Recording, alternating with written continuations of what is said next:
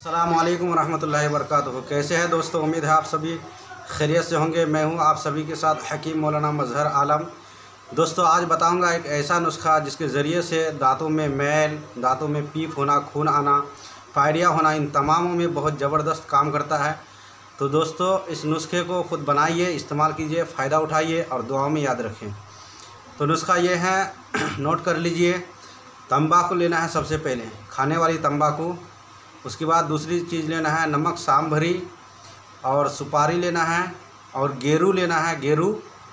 उसके बाद आपको लेना है नमक सांभरी, गेरू, सुपारी लेना है, सूंड लेना है।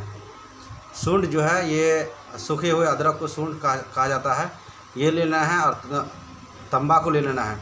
ये तमाम चीज़ें जो है 20-20 ग्राम, 2-2 तोला ले लेना है, या ज़्यादा भी ले सकते हैं।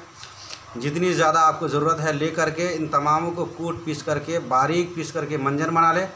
और इस मंजन को आप जो है सुबह और शाम सोते वक्त अपने दांतों पर मंजन करें, मले।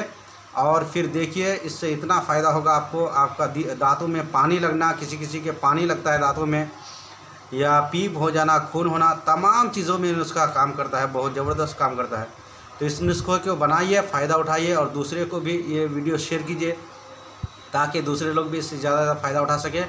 और दुआ में याद रखें, मैं हूँ आप तमाम का हकीम मौलाना मजहर आलम। अस्सलामु अलैकुम व रहमतुल्लाहि व बरकातुहू।